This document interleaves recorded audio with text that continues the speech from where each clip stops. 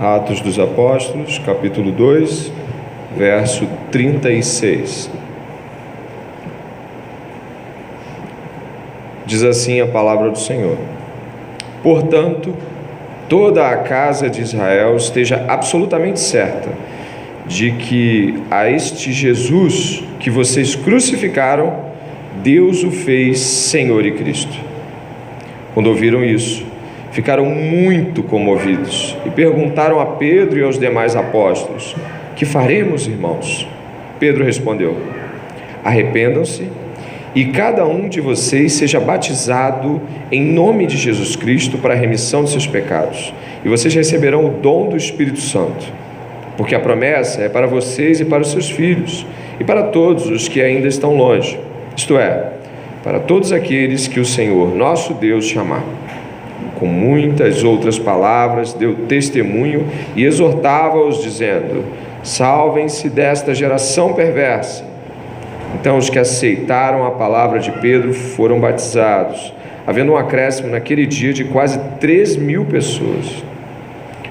E perseveravam na doutrina dos apóstolos e na comunhão, no partir do pão e nas orações. Vamos ao Senhor mais uma vez. Pai, em nome de Jesus, é pela graça, somente pela graça, que pessoas como nós podem hoje aqui esperar que o Senhor fale com elas. É somente pela graça de Deus que um pecador pode pregar e pecadores podem se convencer. É somente a graça de Deus a única responsável por congregar a igreja, trazê-la em segurança e abrir-lhe o coração.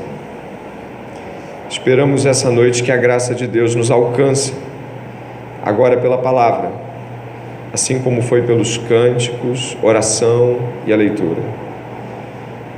Que, como o irmão orou, o nosso coração de pedra se torne um coração de carne, sensível à palavra.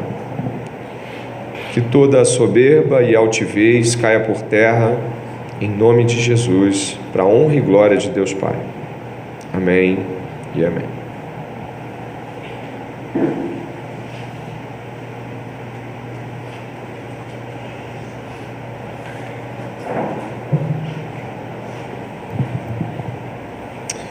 Novamente, boa noite. Nós estamos neste que, se não me falha a memória, é o 8º encontro com o livro de Atos dos Apóstolos, e temos tido a oportunidade de entender tudo aquilo que Jesus começou a fazer, ensinar, e o livro de Atos dos Apóstolos nos remete aos primórdios da igreja, à estrutura da igreja, a como o Senhor iniciou a sua igreja no Novo Testamento. Embora entendamos que Deus já havia separado seu povo desde o Velho Testamento, através de Abraão e depois o povo de Israel, é na igreja que o projeto final se estabelece através da nova aliança. O livro de Atos dos Apóstolos, então, estabelece uma plantação definitiva do povo de Deus, ainda nesse tempo, ainda nesse reino que vai estar completo, ou seja, completamente redimido no grande dia de Cristo Jesus. Então nós estamos aqui mais uma vez no livro de Atos dos Apóstolos, agora precisamente a partir do verso 36. Esse pedaço do livro, ele é transicional. Significa que o livro de Atos, ele te conduz a um começo onde você descobre o propósito do livro. Logo no capítulo 1, verso 8, o livro é testemunhal, ele aponta para o avanço da igreja, ele aponta para missões. O capítulo 2 dá início ao projeto missionário de Deus com o Pentecostes, que ainda estamos nele, já há 3 semanas nós estamos discutindo o Pentecostes. Então, nesse momento agora, como os irmãos podem observar nas suas Bíblias, entre o verso 36 e o verso 47, que serão objetos de estudo nessas 2 semanas que vão seguir, a de hoje e a da próxima, existe um período de transição que estabelece desde as primeiras grandes conversões até o início da igreja, efetivamente o modo como a igreja vivia. Então é muito importante se atentar para esse texto aqui, porque ele é uma espécie de sumário, ou na verdade assim, um resumo de como a igreja passou a viver. A descrição é uma descrição, embora um pouco resumida, é uma descrição que você vai ver que é a descrição da igreja primitiva em Atos dos Apóstolos. Nesse momento aqui, exatamente no capítulo 2, verso 37, o Dr. Mark Lloyd Jones nos ressalta os olhos para uma perspectiva. Em seu comentário sobre Atos dos Apóstolos, Lloyd Jones estabelece que, primeiramente, nós devemos olhar para a perspectiva aqui abordada antes de adentrarmos no texto, ou seja, antes de fazer uma exegese, dê uma olhada no clima, na atmosfera que se desenvolve exatamente aqui. Ele vai abrir seu comentário no capítulo 2, dizendo que a Bíblia é um livro muito honesto. Talvez você possa já ter ouvido falar de que a Bíblia é a palavra de Deus, de que a Bíblia ela é verossímil, ou seja, a Bíblia não mente, a Bíblia é verdadeira, mas ele escolhe dizer que a Bíblia é honesta. E por que ele vai dizer isso? Ele vai falar que no fim dos evangelhos, e aqueles que já puderam ter a oportunidade de ler os evangelhos, os 4 evangelhos, existe um cenário que Lloyd Jones nos promete ser um cenário dos mais sombrios. Nesse cenário, Jesus, o líder dos apóstolos, ele é preso, ele é condenado, crucificado e sepultado. Os seus principais homens, os 12, fogem. Temos aí uma narração de mais ou menos todo mundo fugindo e de repente João aparece lá aos pés na crucificação. Um deles, um dos 12, um dos cabeças, se suicida. O principal líder nega ele publicamente, mais de uma vez. O cenário é tão desanimador de que em dado momento no Evangelho de João você encontra Pedro pescando. Pedro, sabe-se lá se pelo desânimo, período pós já a ressurreição de Jesus, já havia ressuscitado, mas ainda não havia essa declaração toda que a gente encontra no início de Atos, ainda não havia esse envolvimento todo com a ressurreição, ela estava em termos de aparições, Jesus aparece aqui, aparece no caminho de Emaús, ele vai aparecendo, e o desânimo, ou então a falta de foco daqueles homens era tão grande que você tem Pedro pescando, e quem já leu o texto, ele nem peixe consegue, Jesus ainda tem que ajudar. Aquele começo ali, ele é tão sombrio que você não pode imaginar de forma alguma, pelo menos não com meios humanos, de que o final dos evangelhos vai dar em plantio de igreja. O final dos evangelhos vai dar em um cenário de dispersão, um cenário onde aquela que vai ser chamada a seita do caminho, o cristianismo, está todo mundo disperso, ninguém está altamente animado, na verdade todos estão prostrados, o líder está disperso, sem foco, o tesoureiro se suicidou. Então nós temos um cenário desolador. Lloyd Jones nos ressalta isso. Se você tivesse que trabalhar no plantio de uma igreja hoje, tivesse que escolher os seus homens, você escolheria esses? Você, fazendo uma leitura da sua igreja local, e junto com o conselho da sua igreja, você decidiria enviar esse tipo de gente?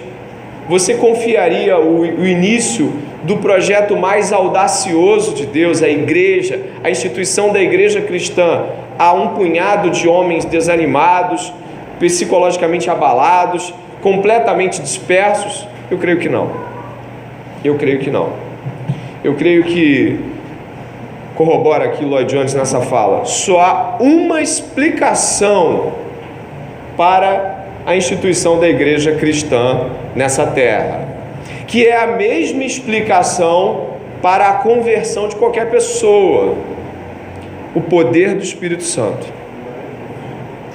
Não há nenhuma possibilidade viável, estrutural, logística, ou mesmo uma possibilidade mínima de que esse projeto daria certo.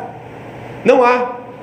A igreja cristã, ela foi plantada pelo poder de Deus, foi plantada pelo Espírito Santo, E pode-se dizer sem nenhuma dúvida que qualquer pessoa, e nós vamos explorar isso aqui, só se converte pelo poder do Espírito Santo. Isso não precisa ser dúvida para ninguém, mas nós vamos mais adiante. Ou seja, é preciso que a luz entre o contraste do que essas pessoas eram no fim dos evangelhos e o que eu e você vamos estar presenciando aqui, é necessário, antes de entrar no texto, contrastar de que 50 dias antes, 40 dias antes, o cenário era devastador e não havia estrutura para que a igreja existisse. Não havia ninguém formalmente instruído nas melhores escolas rabínicas. Não havia ninguém capaz de, nesse momento, ser responsável humano por dizer, eu vou. A situação era tão dramática e tão estranha que, inclusive, quando o Espírito Santo é derramado, a descredibilidade é tamanha de que aqueles homens que, falando em línguas, se manifestam publicamente através do Espírito Santo, falando das grandezas de Deus, eles são chamados de bêbados. Não há nenhum tipo de expectativa quanto àqueles 120 no cenáculo. Vocês estão entendendo? Não há expectativa. Então poderíamos dizer sim, que quem fundou a igreja foi o Espírito Santo de Deus, homem nenhum. E 2, que não foi o discurso de Pedro, embora tenhamos testemunhado um discurso belíssimo, não foi o discurso de Pedro, porque discursos, oradores, já eram muito conhecidos, desde Sócrates, passando por Platão, Aristóteles, chegando a Cícero. Não havia dúvida de que discursos já existiam, não foram discursos, foi o poder de Deus.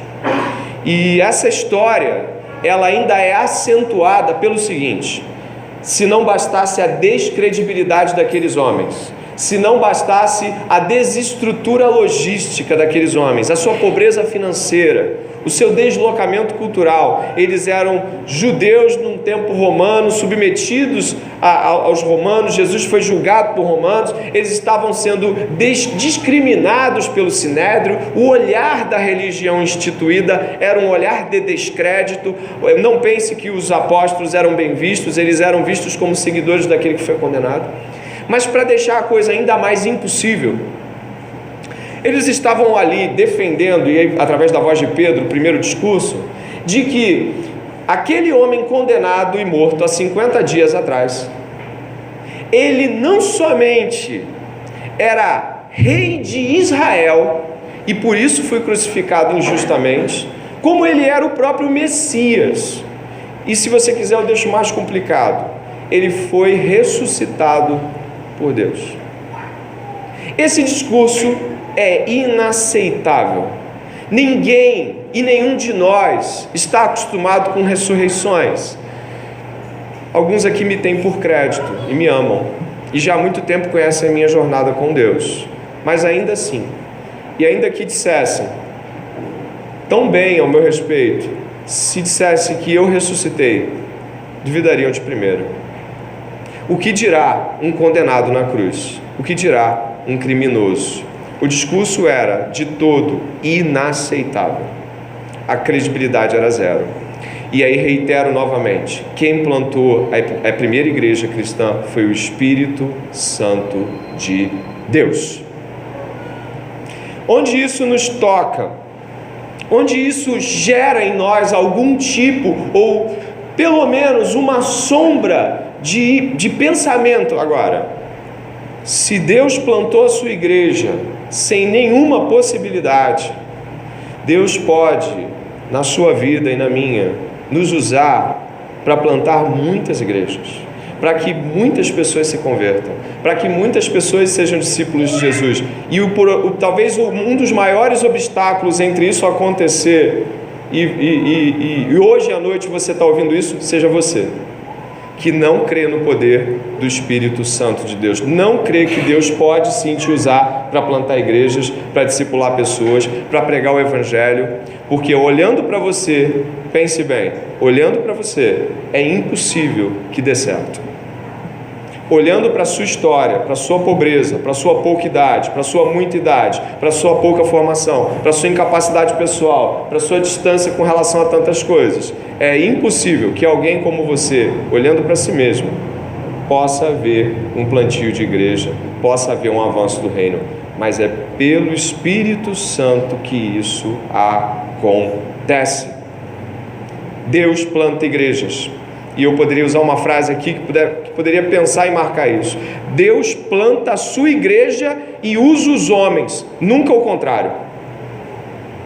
Vou repetir. Deus planta igrejas e usa os homens, nunca isso é ao contrário. Nunca é homens plantam igrejas usando Deus. Deus planta igrejas e usa homens.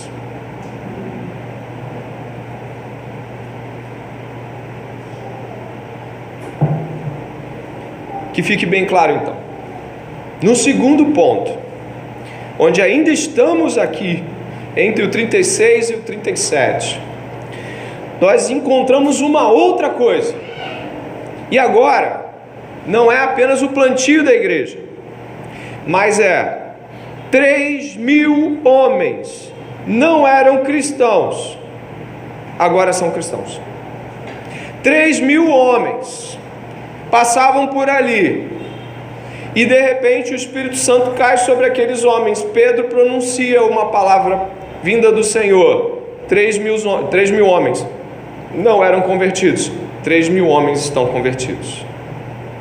Numa hora não é cristão, e na outra hora ele é completamente contrito, e pouco depois é batizado, e pouco depois acrescentado à igreja. Então vamos nessa progressiva. Isso não faz nenhum sentido, isso não parece possível. Que tipo de coisa aconteceu aqui, eu pergunto? O cristianismo, ao contrário de qualquer ética humana, meramente ética filosófica, meramente fazer comportamento e pensamento, o cristianismo não pode ser aderido. O cristianismo não é algo que você faz. O cristianismo não é algo que pode ser abraçado. O cristianismo não é uma causa que eu chego junto e tomo para mim. Não. O cristianismo não é apenas um processo ético-filosófico na vida de uma pessoa. Ao mesmo tempo que um cristão pode dizer claramente que ele é um cristão pela convicção que o Espírito Santo dá a ele, alguém que não é cristão pode explicar o cristianismo totalmente, e talvez ainda com mais letras, e não ser cristão. Isso não quer dizer que um cristão não deva saber explicar a sua fé, não é isso. Pedro inclusive diz que a gente deve explicar a razão da nossa fé, não é isso. O que eu estou dizendo é que existe uma inquietação perturbadora no coração de cada crente. Um algo, como repito aí Lloyd Jones, único, especial e específico em ser cristão. Seus pensamentos, ações, visão geral do mundo mudam drasticamente, ainda que com o tempo se tornem mais profundas. Logo que se converte, elas mudam drasticamente. Primeiro, tornar-se cristão é algo que acontece conosco. Primeiro, tornar-se cristão é algo que acontece conosco. Temos consciência que um poder que é maior que nós está nos tomando pela mão, e é sobre o poder de Deus, não temos força alguma. C.S. Lewis, em sua autobiografia, Surpreendido pela Alegria, ele vai dizer que quando você está se convertendo, você tem a certeza absoluta de que está fazendo aquela escolha, ainda que seja capaz de também dizer que não há outra escolha senão aquela.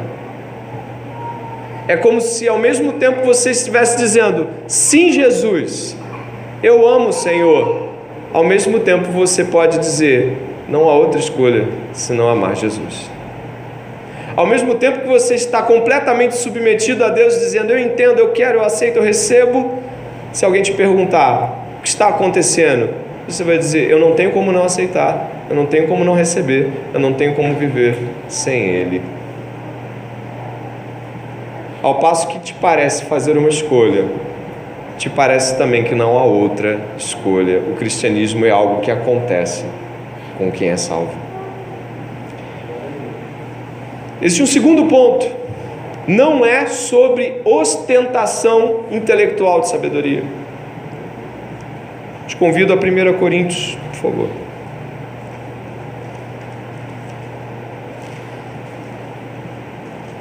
Logo no segundo capítulo de Coríntios.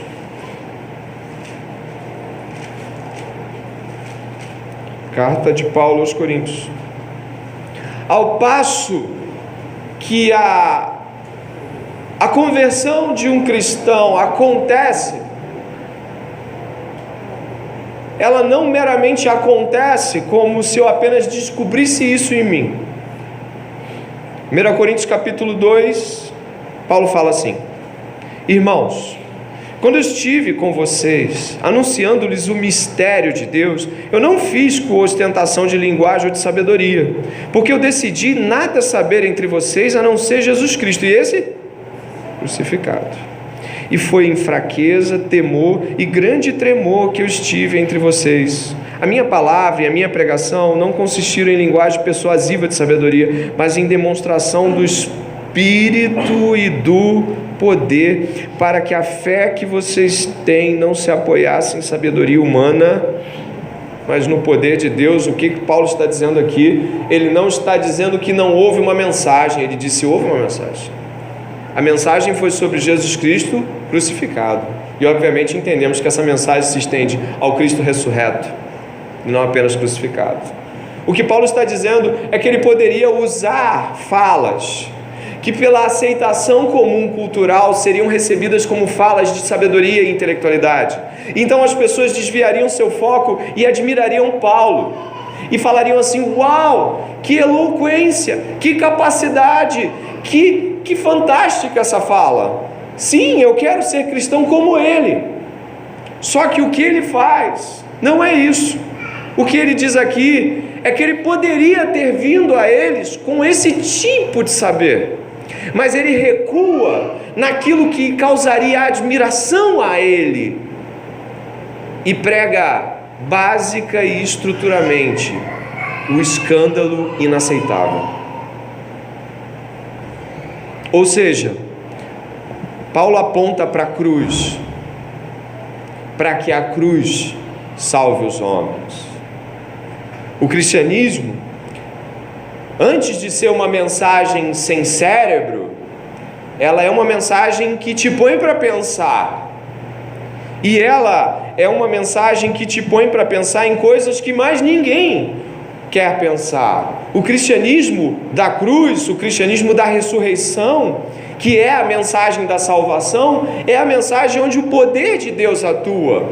Logo, quando Pedro termina o seu discurso, ele não terminou o seu discurso, eu deixo bem claro aqui, sem nada ter sido dito. Não, muita coisa foi dita, mas o discurso de Pedro poderia ser sintetizado em Jesus, morto e ressuscitado. E é a mensagem escandalosa, aparentemente simples, completamente contracultural, que salva o homem. E que Paulo diz aqui que ele não queria pregar outra coisa, porque a outra coisa poderia não gerar fé. Olha o final do texto aí que você leu com o verso 5. Outra coisa poderia não gerar fé. Olha, o que poderia gerar então uma outra mensagem? Poderia gerar ambição, por exemplo, numa mensagem de prosperidade. Você vai conseguir, você vai ganhar, você vai alcançar. Uma mensagem de mero consolo poderia dizer: dá um passo a mais, vamos um pouco mais. Uma mensagem de brilho intelectual poderia dizer: uau, ser cristão está no alto, é top. Paulo afastou tudo isso, foi cortando tudo isso. E quando ele pregou, a mensagem era tão inaceitável que só o Espírito Santo poderia fazer um homem aceitar. E essa é a estrutura do cristianismo. E eu volto com você para Atos, para ir para o ponto 3.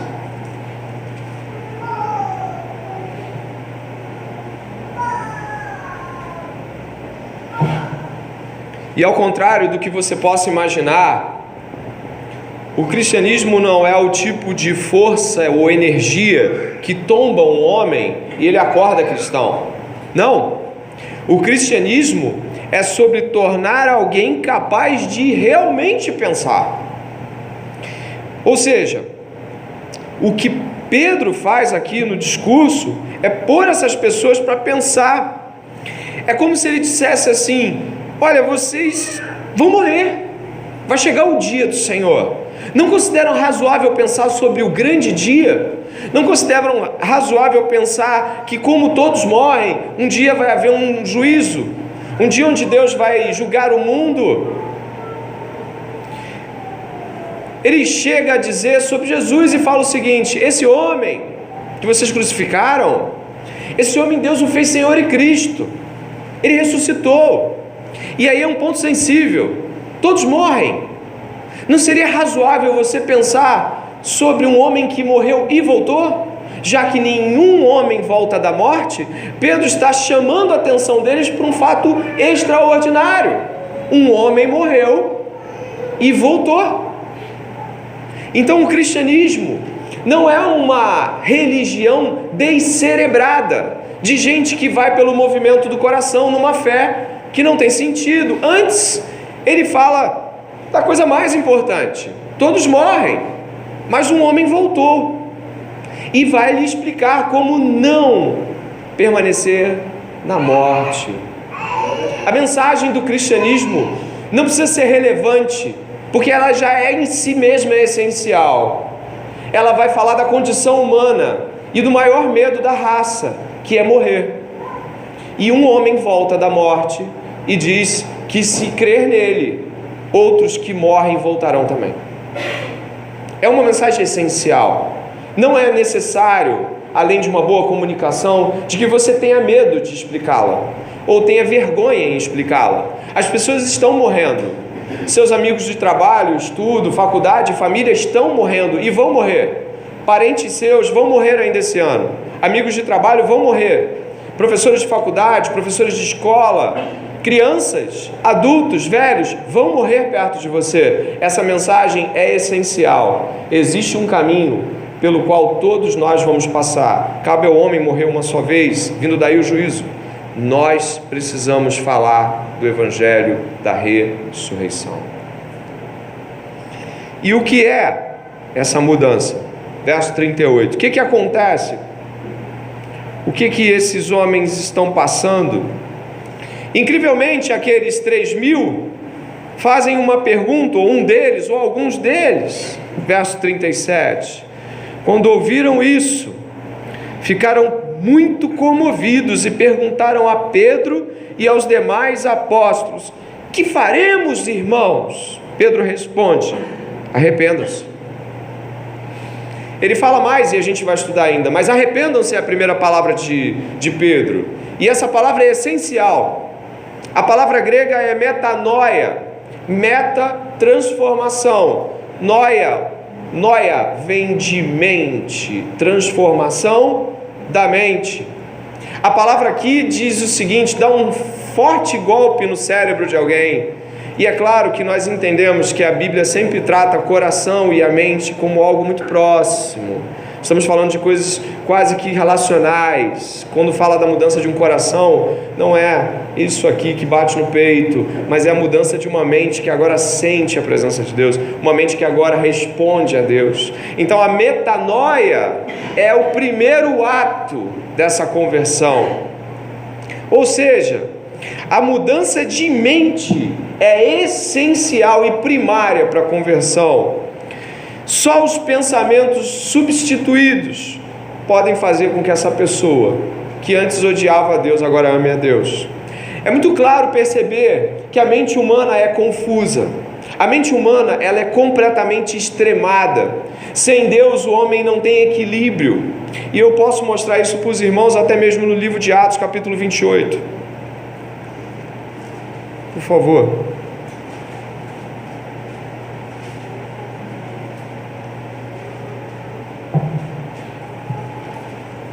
Atos capítulo 28. Ali mesmo no verso 2. Vou começar do 1. Uma vez em terra, verificamos que a ilha se chamava Malta. Aqui fala Lucas em primeira pessoa, ressaltando ele, Paulo. Os nativos nos trataram com singular humanidade, porque acendendo uma fogueira, acolheram a todos nós por causa da chuva que caía e por causa do frio. Tendo Paulo ajuntado e atirado à fogueira um feixe de gravetos, uma víbora, fugindo do calor, prendeu-se na mão dele. Quando os nativos viram a víbora pendurada na mão de Paulo, disseram uns aos outros: certamente esse homem é um assassino, porque salvo do mar, a justiça não o deixa viver. Porém ele, sacudindo a víbora no fogo, não sofreu mal nenhum. Mas eles esperavam que Paulo viesse a inchar ou a cair morto de repente. Depois de muito esperar, vendo que nada de anormal lhe acontecia, mudando de opinião, diziam que ele era um deus. A mente humana, ela é completamente atormentada, confusa, e ela não pensa sem Deus. Sem Deus a mente humana não funciona. Por isso a metanoia. Numa hora, assassino. Noutra hora, ele é um Deus. E não é assim com Jesus? Ele entra em Jerusalém e gritam: Hosana, bendito, é o rei. E colocam folhas para a entrada de Jesus. 2 dias depois, crucifica-o, crucifica-o. Essa é a mente humana. É uma mente extremista e completamente desequilibrada, que não tem capacidade de julgar sabiamente. É a mente de quem não tem Cristo. Ela vai de um polo a outro, e por isso a pregação do Evangelho alcança a mente. E alguém que é alcançado na mente, cognata ao coração em termos de relacionamento bíblico com a palavra, quando ela é alcançada, Deus muda a mente dela. Pedro ali, e aqueles que estiveram semana passada aqui podem lembrar, Pedro discursou e lhes fez lembrar de Joel, apontou para o profeta que 600, 700 anos está dizendo o seguinte: olha, o Espírito Santo vai ser derramado. Então Pedro vai e interpreta Joel. Depois que ele interpreta Joel, ele fala de Jesus. Depois ele interpreta os salmos davídicos. E depois ele aponta para o tempo dele e diz: olha, esse que vocês mataram algumas semanas atrás, Deus o fez Senhor e Cristo. O que Pedro está fazendo é ligar a mente dessas pessoas aos fatos de Cristo como de fato são. A pregação, então, é uma exposição real dos acontecimentos. A pregação, ela é, então, uma interpretação correta do mundo para o ímpio. Mas ela somente não funciona. E por isso é o poder do Espírito Santo que vai lá e transforma alguém. Ainda que Pedro interpretasse tudo do modo correto, se não houvesse a pessoa de Deus convencendo o pecador, nada aconteceria. E talvez você pense assim: mas sobre o que se deve pensar? Voltando ao texto base, dê uma olhada. Sobre o que se deve pensar? Ao que Deus quer volver a nossa mente, ao que Deus quer pegar a nossa mente e colocar para pensar. No verso 36.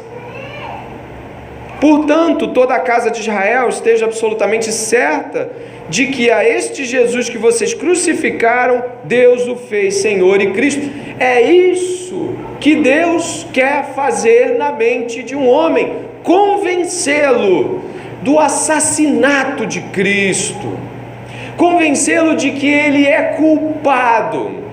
E aí você pensa: poxa, mas isso faz sentido para aquelas pessoas? Elas realmente gritaram: crucifica-o, crucifica-o. Eu não, eu estou separado a 2000 anos de distância desse evento. Só que tem um problema: a Bíblia não traz a rejeição de Cristo estabelecida sobre quem o pregou fisicamente na cruz, ou tampouco quem o rejeitou com aquelas palavras. Quando a Bíblia fala sobre rejeição a Cristo, ela o traz no campo de vida. Rejeitamos a Cristo quando Cristo não é a nossa maior e única necessidade. Todos que não têm Cristo por necessidade, rejeitam a Cristo. Logo, a pregação do Evangelho e o convencimento do Espírito Santo são para mostrar para alguém que ela sempre rejeitou o Cristo e que ela é culpada por isso, porque Ele é o autor da vida. A mensagem do Evangelho, quando ela é convencida no coração de alguém, ela traz peso, culpa, contrição, porque por toda uma vida rejeitei quem me criou, quem me fez e quem me projetou. A mensagem do Evangelho é uma mensagem que traz culpa, que traz peso, que traz contrição. E ainda Lloyd Jones diz assim: não há maior pecado do que não sentir nenhuma necessidade de Jesus Cristo. Não sentir nenhuma necessidade daquele a quem eu devo todas as coisas, deve me trazer um peso supremo, um peso enorme, absurdo. Daí talvez se siga a sua pergunta: mas por que eu não sinto nenhuma necessidade de Jesus Cristo? Por que eu estou aqui essa noite ouvindo essa palavra e eu não sinto nenhuma necessidade de me relacionar com Jesus, de me desculpar com Jesus, de me aproximar de Jesus? Por que eu não sinto? Lucas 19:10 diz que o Filho do Homem veio buscar e salvar o que se havia perdido. Você está perdido, você não sente Deus, você não deseja Deus, você está perdido. É por isso que você não sente necessidade de Jesus, é por isso que não te incomoda não tê-lo, é por isso que isso tudo, embora pareça muito apreciador, bonito, não entra no seu coração e não te transforma. Você está perdido, você está afastado de Deus, está indo para o inferno, é inimigo de Deus. Colossenses 1:21 vai dizer que você é inimigo de Deus quanto ao entendimento. É necessário uma metanoia. O Deus desse século cegou o seu entendimento para que você não consiga ver a luz de Cristo que resplandece no Evangelho. Você não consegue porque você está cego, porque você está morto. Então, o Espírito Santo nos leva a uma conclusão muito básica e simples quando nós estamos assim, ou quando nós jamais estivemos perto de Deus, porque momentos de frieza espiritual infelizmente acontecem, momentos de tristeza e de abatimento espiritual infelizmente acontecem na vida do crente, até porque, como nós já estudamos juntos, ele vive um paradoxo. Existe pecado dentro dele, existe o Espírito Santo lutando, militando contra o nosso pecado. Então existe de fato um paradoxo cristão que nos leva muitas vezes a ficar tristes, a não ficar até distante, até afastado, no sentido de não estar naquela semana, naquele mês como deveria estar. Mas essa não é a condição, essa não é isso não deve ser a tônica. E quando eu vivo estabelecido sobre essa distância, eu posso ter quase certeza de te afirmar que talvez você nunca tenha se convertido. Talvez você tenha tido estações espirituais numa igreja, em outra, ouvido palavras e ter se tornado interessado por elas. A conclusão de alguém que não sente necessidade por Jesus, mas que o Espírito Santo está nesse momento tocando, é assim: essa pessoa deve estar pensando assim: eu devo estar espiritualmente morto, eu só posso estar sem vida, eu devo ter um coração de pedra, algo de errado comigo. E assim como esses homens, o que faremos, irmãos? É isso que o Espírito Santo está movendo nesse momento. Você que não sente necessidade por Jesus, você está nesse momento dizendo: o que eu faço? O que eu faço? A partir de agora eu percebi, eu estou morto. O que faremos, irmãos? Se de fato o Espírito Santo está agindo, o que Pedro diz é o seguinte, verso 38: arrependam-se e cada um de vocês seja batizado em nome de Jesus Cristo para a remissão dos seus pecados, e vocês receberão o dom do Espírito Santo. Primeiro, arrependa-se.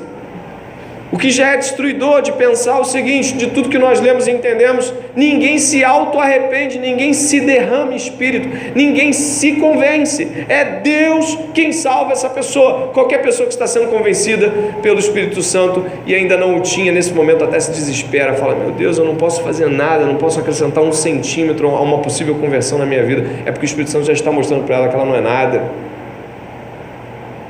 Segundo, sejam batizados.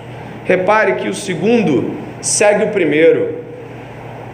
Dá para se arrepender sem Jesus? Não. Dá para se auto-batizar? Não. O processo de dependência de outros continua no cristianismo. É Deus quem me converte, é a igreja quem me recebe e batiza.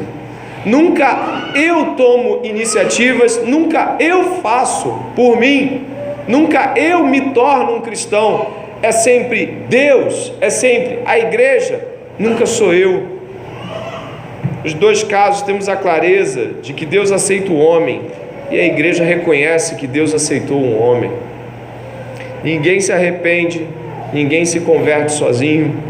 É a igreja que batiza, porque a igreja reconhece que Deus fez algo. E diz mais ainda: e receberão o dom do Espírito Santo. Esse dom também vem do alto. Não tem agenda para cair, não tem dia para cair. O Espírito Santo não pode ser programado pelo homem, ele não consegue ser manipulado. Nenhum pastor pode dizer que ele vai cair aqui hoje, nenhum pastor tem a capacidade de dizer que vai ter gente se convertendo aqui hoje, nenhum homem de Deus, por mais santo que seja, pode dizer que hoje vai ter gente se convertendo aqui, porque o Espírito Santo é dado conforme o próprio Espírito lhe apraz.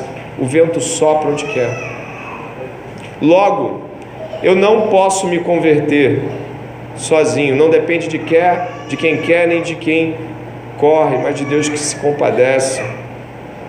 Então significa que é Ele que opera tanto querer como realizar. Estamos nas mãos de Deus.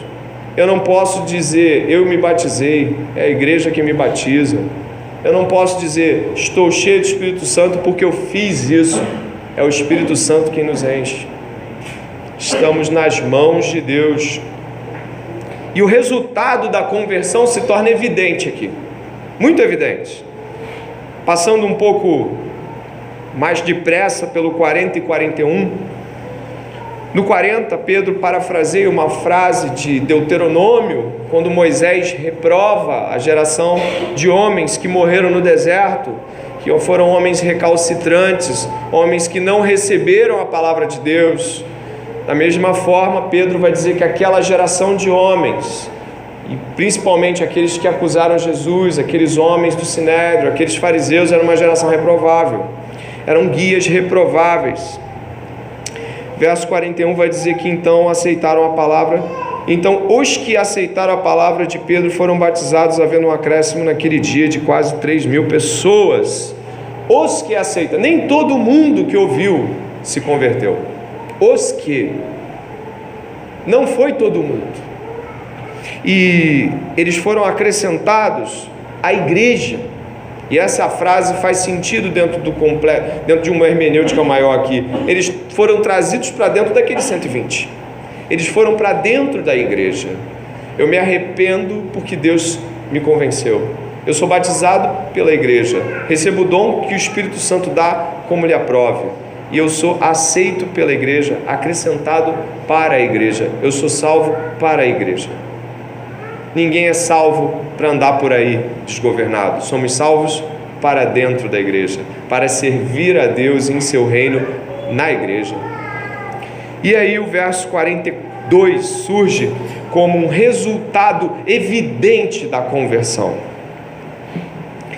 Simon Kistemaker vai falar que no grego a proposição inicial regula as proposições adjacentes. Como assim? E perseveraram na doutrina dos apóstolos e na comunhão, no partir do pão e nas orações. A formação e a estrutura linguística aqui posiciona a doutrina e os resultados dela. Compreende isso? Ou seja, aqui a doutrina vai gerar comunhão, a doutrina vai gerar um partir do pão correto, a doutrina vai ordenar aquilo para que aquilo de fato aconteça como deve acontecer. Repetindo, diz: perseveraram na doutrina dos apóstolos, na comunhão, no partir do pão e nas orações. Esses 4 pontos são classificados como a estrutura da igreja primitiva e a estrutura de qualquer igreja. A doutrina, ela aqui então, ela ganha um ar ainda mais forte ao pensarmos de que a conversão é um ato de metanoia, é um ato de mudança de mente. E a doutrina, ou seja, o ensino cristão, ele aprofunda aquilo que Deus já fez com o seu conhecimento, com o seu convencimento. O convencimento é mental, o convencimento é nos desejos, é no núcleo da vontade. E essa doutrina aprofunda e vai tornando ainda mais forte, profundo, mais evidente essa conversão. A doutrina, diz Kevin Van Hooser, é a recompensa que a fé recebe quando busca a Deus em Cristo de todo o coração. Quando você busca a Deus, você é convertido. Você busca Jesus, fala: Jesus, eu quero que Jesus dá de presente. Doutrina, aquela que Paulo vai chamar sã doutrina, a doutrina que cura, a doutrina que te leva para mais fundo ainda. Ou seja, a doutrina, o ensino é a dádiva de Deus para os seus filhos, é a busca incessante dos discípulos, é o assunto diário da igreja e deve dominar nossas conversas. Como isso é sério? Muitas das nossas conversas são conversas fiadas.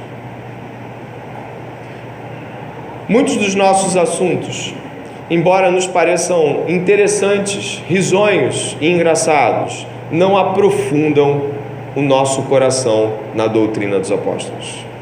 Muito do que nós gastamos é tempo ocioso. E se por um lado nós temos um medo muito grande de nos tornarmos pessoas que ficam falando o tempo todo de igreja, Jesus e tudo mais, e aí a gente tem medo de ficar meio bobo, meio não conseguindo falar de outros assuntos, por um outro lado, o caminho é que muita gente busca fazer isso em círculos de lugares preparados para isso. Aqui, escola dominical, vamos fazer um encontro de oração, vamos ter um encontro de comunhão. Significa que a conversa diária, o dia a dia, fica excluído do campo doutrinário. E existe um erro aí, porque você vai gerar um processo de dicotomização. Você vai estar com os seus irmãos, mas com medo de ficar essencialmente fanático, essencialmente enlouquecido, né? Você vai ter medo de ser, a gente vai ser... Meu irmão, eu vou te falar, qualquer cristão pode ler o mundo com a doutrina de Jesus, e pode falar de qualquer coisa do mundo com a doutrina de Jesus. Então nós temos que ter cuidado do medo ao contrário, do medo que te afasta da doutrina, de uma conversa fiada que bota você para rir de tudo e não pensar em nada. É desse medo que eu e você deveríamos ter, não no medo de nos tornarmos essencialmente bíblicos, essencialmente pessoas doutrinárias. Isso deve dominar a nossa mente. Para terminar, eu concluo relembrando aquilo que nós falamos. Uma igreja, ela é plantada como um ato poderoso do Espírito Santo. Homens não plantam igrejas, Deus planta igrejas e usa homens. Uma pessoa é convencida de que Jesus é o Senhor por providência divina, não por eloquência do pregador ou por insistência e repetição da mensagem cristã. Uma pessoa é convencida pelo Espírito Santo e ele é Deus e ele não se submete à nossa agenda. Ela é primeiramente convencida de que rejeitou Jesus. Ela se vê culpada. Em seguida, sua mente muda, ela é batizada pela igreja e ela é aceita pela igreja. Essa pessoa passa a desejar mais e mais e mais e mais doutrina. Isso é um aspecto de quem se converteu. Ela quer mais doutrina, ela quer mais doutrina, ela quer mais doutrina, porque ela entende que a doutrina é o modo como Deus estabelece seus filhos, coloca fé mais aguda, mais forte nos seus filhos. É como Deus trabalha o modo dele. Nós muitas vezes negamos o modo de Deus, que é um modo de doutrinarmos. Nos afastamos de livros, nos afastamos da leitura, nos afastamos de aprofundamentos, de pessoas mais sábias, e muitas vezes até por orgulho mesmo deixamos de perguntar. Às vezes somos pessoas que têm mais tempo na fé, e aí por sermos pessoas que têm mais tempo na fé, às vezes pessoas que com menos tempo na fé correram mais rápido, ou pela graça de Deus correram mais rápido e alcançaram entendimento de coisas que nós não entendemos, e às vezes por orgulho nós não nos submetemos a Deus, achando que estamos nos submetendo a pessoas. E aí eu digo, muitas e muitas vezes o nosso orgulho é um impedimento absurdo para que a gente avance na fé cristã, né? E por último, me mostra aqui o verso de que na comunhão, no partir do pão e nas orações, os comentaristas apontam aqui de que a ênfase no grego é de um tremendo entusiasmo de estar na fé. Essas coisas juntas aqui, todo o tempo juntas, demonstram que os salvos desejam estar entre os salvos. É muito estranho pensar em alguém aqui que rejeita a intensidade da igreja, rejeita a igreja enquanto família de fé, que é a igreja enquanto momentos de igreja, mas parece que enjoa de tê-la por perto sempre. Portanto, esse entusiasmo gerado pela sã doutrina é um entusiasmo santo, não pode ser perdido, não pode ser trocado, ou mesmo pensar que em dado momento eu vou estar menos entusiasmado em pregar o Evangelho, em falar da doutrina, em plantar igrejas. Isso não existe para a fé cristã. Quem foi convertido, ainda que num momento esteja meio frio, o Espírito Santo vem e traz essa pessoa de volta, traz ela à tona, traz ela para pensar novamente, e novamente o Senhor faz as obras de avivamento no coração dela. Ela é salva, ela tem o Espírito Santo. Mas às vezes, muitas vezes, nós deixamos de estar ligados à doutrina, deixamos de desejar a comunhão, o partir do pão e as orações. E então, aquilo que era tão forte, tão evidente, se torna mais baixo, mais fraco. Meu pedido essa noite é que, se há alguém aqui que, olhando para aquilo que foi pregado, percebeu que não necessita de Jesus, arrependa-se e seja batizado em nome de Jesus, porque é a única maneira de você apreciar Deus. Se você já tem Jesus Cristo, mas não é profundo na doutrina, se você tem Jesus Cristo, mas esnoba ler, estudar, aprender com os outros irmãos, você está no caminho contrário do Novo Testamento. Você está indo na direção oposta a Paulo, oposta a Pedro, você está em oposição à sua própria fé. E que bom que Deus está te alertando hoje. Não há lugar para preguiça, não há lugar para quem não gosta de ler na fé cristã. Na fé cristã é uma fé que usa a mente. Então significa que nós vamos ter um compromisso intelectual, mental muito grande com Jesus Cristo. A primeira coisa que Jesus Cristo fez foi mudar a sua mente. E a segunda coisa vai ser continuar a mudar a sua mente. Que hoje possa ser um dia muito importante para a sua fé. Vamos orar? Pai, em nome de Jesus, pela graça e pelo poder do Espírito Santo de Deus, homens e mulheres podem essa noite arrepender-se e clamar ao Senhor, invocando o Teu nome, pedindo perdão, auxílio, graça.